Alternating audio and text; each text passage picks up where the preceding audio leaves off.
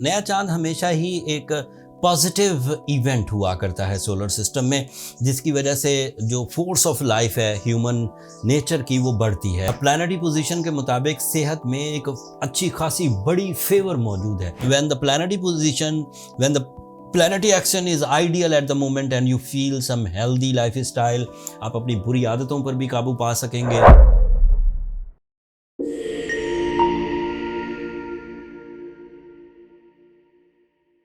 अस्सलाम वालेकुम पाइसियंस, मैं हारिस अज़मी प्रोफेशनल एस्ट्रोलॉजर आपकी खिदमत में हाजिर हूँ इस हफ्ते की एस्ट्रोलॉजिकल रिसर्चेस के साथ।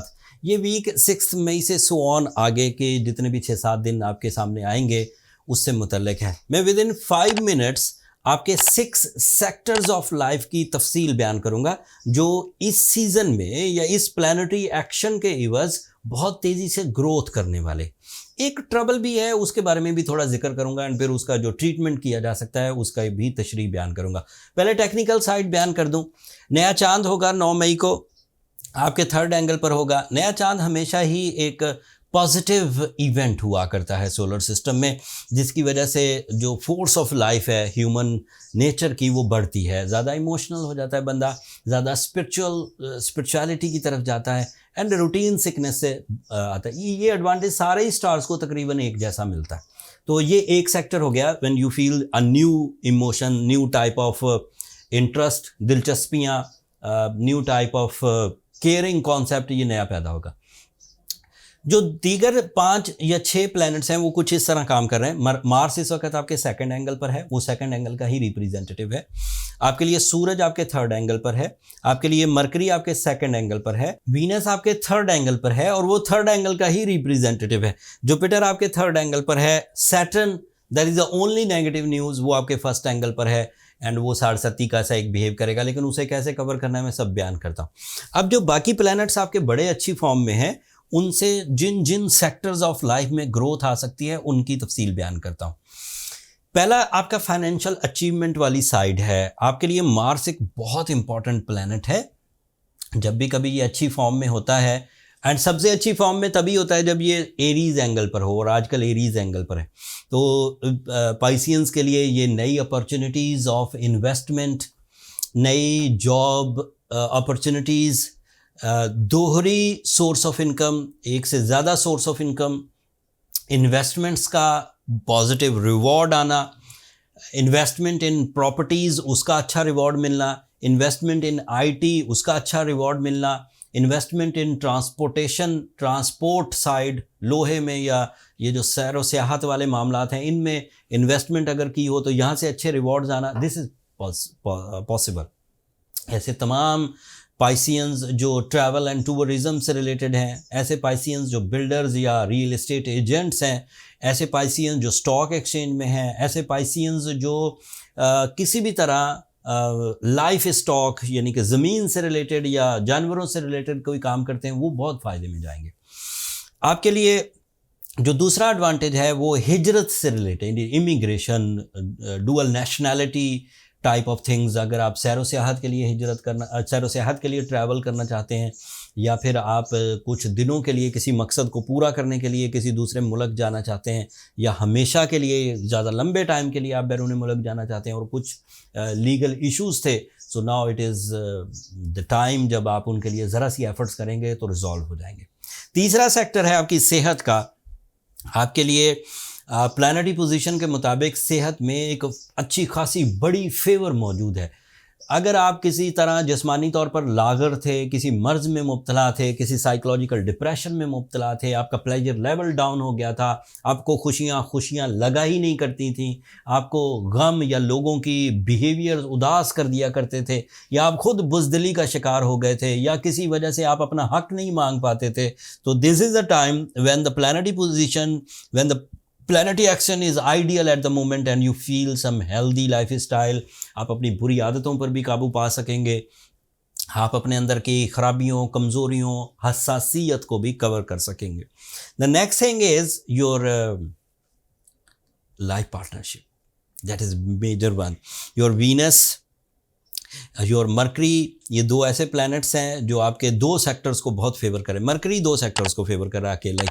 एक तो वो आपके लिए तालीम का रिप्रेजेंटेटिव है, तालीम का नहीं, सीखने का रिप्रेजेंटेटिव है। सिर्फ तालीम तो स्टूडेंट से मबनी हो जाएगी, लेकिन सीखने का अमल, कोई भी आप ज़िंदगी को कोई लेसन सीख रहे हैं, लोगों के रवैये रीड कर रहे हैं, रिलेशनशिप की साइंस सीख रहे हैं, मजहबी नौइयत के बिलीव सीख रहे हैं, या फिर अपनी ज़िंदगी को निखारने की कोई चीज़ कर रहे हैं, वो भी, और स्टूडेंट्स भी जो अमूमी तालीम में, हायर एजुकेशन में, इन सब कोई जो सीखने की लर्निंग एबिलिटीज़ हैं, ये इन्हेंस होंगी with the favour of mercury.